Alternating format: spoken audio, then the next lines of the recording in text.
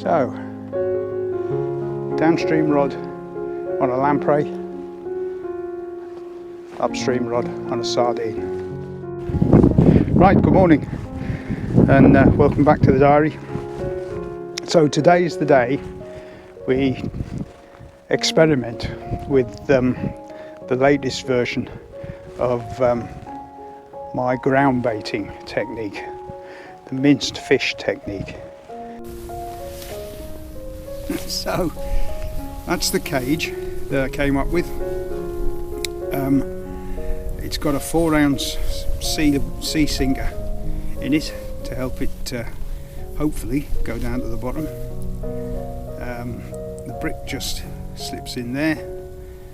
There's a lock on the top to stop the brick coming out, and now it's just a case of hurling it in the river. So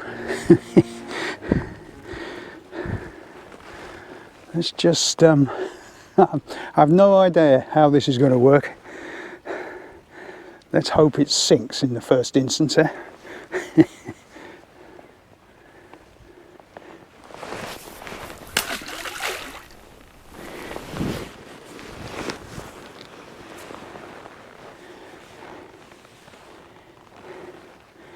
Well, it went in, but to be honest I would have preferred it slightly further out in the streamy water. Let's just see.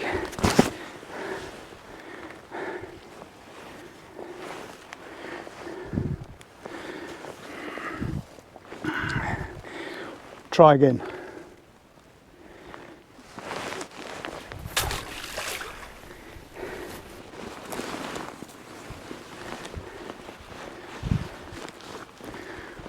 Well,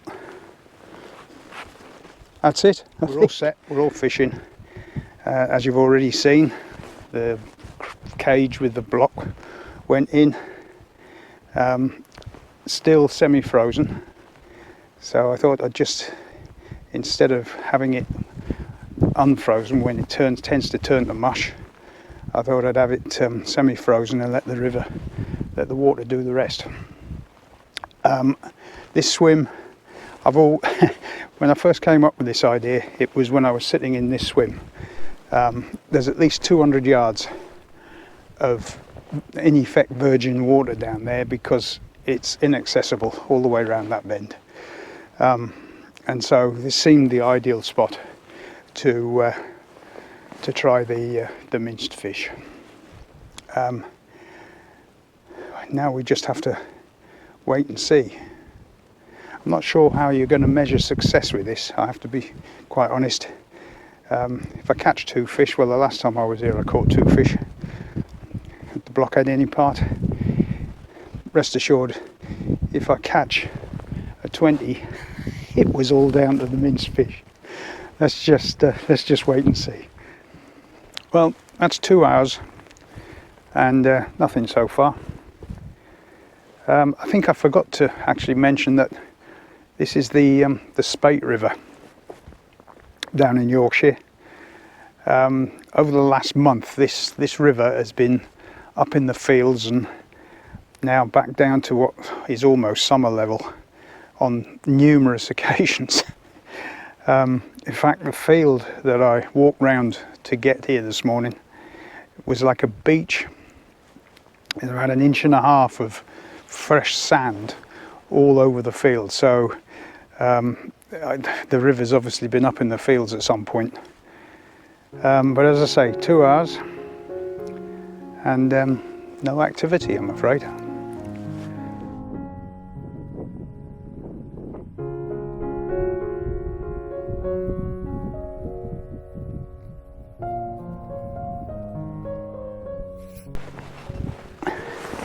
Okay, we got some action. No.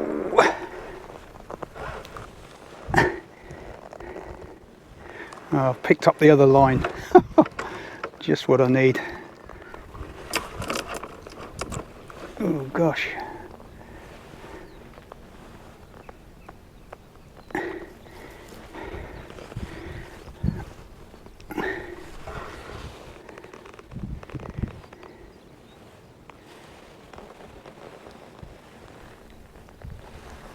Oh, not a bad fish.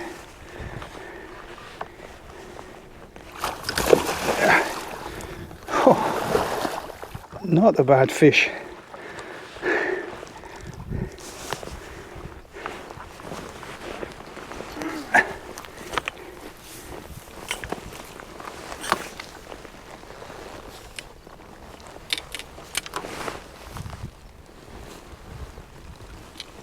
Oh, that is a nice fish.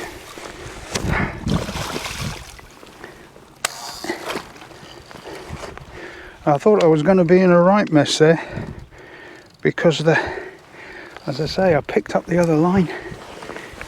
Ooh. Well, that'll be a nice double. Right, I'll get myself sorted out and I'll be back in a minute. Well, like I said, a nice double. Look at that. There, 12 and a half pounds. Now, is that down to the minced fish or not? Happy with that though, I'll have to say. Let's get it back.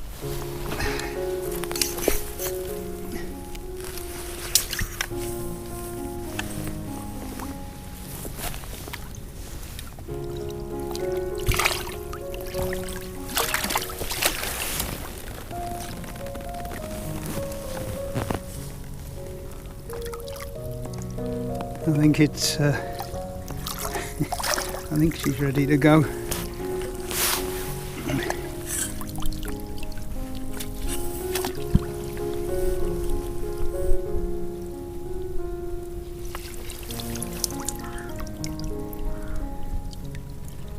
Lovely.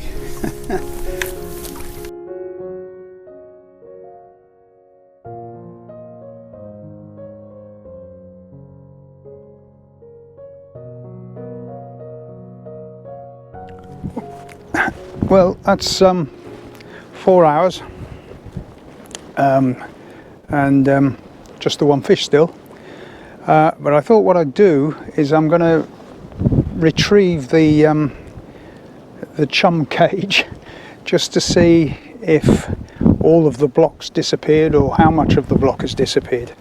As I say, it's been in there for 4 hours now, so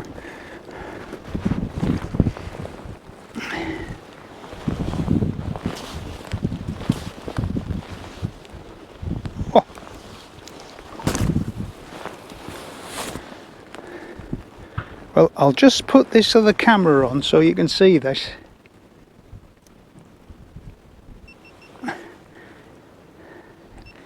Now that is the effect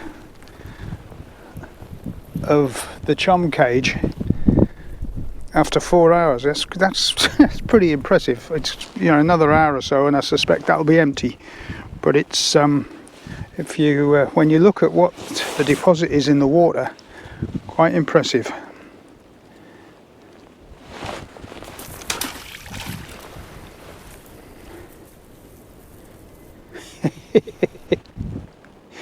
Well, whether that's making the slightest bit of difference or not, I'm quite impressed with that. Well, I've just brought the baits in to check them and reposition them, and the one thing I can say is that the crayfish are having an absolute field day. Now, I suspect our chum cage is probably drawing the crayfish in, because whilst on occasions here on this stretch of the river you do get trouble with crayfish, but both of these baits were well mauled, to be honest, and I've had to renew them both. So perhaps one downside of the chum cage is if there's crayfish there, you're going to end up with them all in your swim.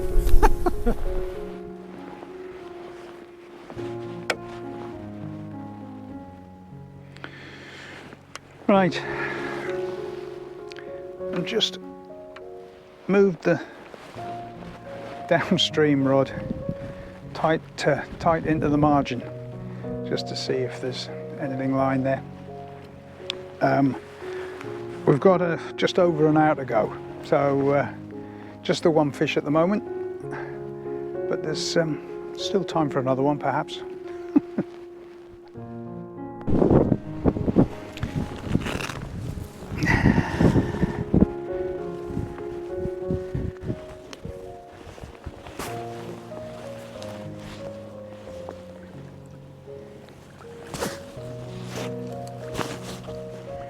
Well, that's just about it. Just the one fish. Nice river double, 12.5 pounds. Very happy with that. What of this thing? Well, it was never really going to be conclusive, was it? Would I have caught that fish if I hadn't used this? We're never going to know. The one conclusive thing I can say is, having seen the effect of the minced fish in the water now, it can't do any harm to use it. You never know, it might get you the odd bonus fish. So if you're in a swim, a river swim particularly, if you're going to sit it out all day, then you may as well use it. You never know. You never know what might happen. If you're interested in experimenting yourself, I'll try and put links to the materials I used to make this and the supplier of the minced fish in the description below. And I'd be interested in your comments and thoughts on the experiment so far. Again, comments below. So that's it. Thank you for watching this one. I hope you enjoyed it. What's next? Well, it'll be more piking for sure, but as to where and frankly when, I'm not entirely sure. So until the next time, thanks for watching. Bye for now.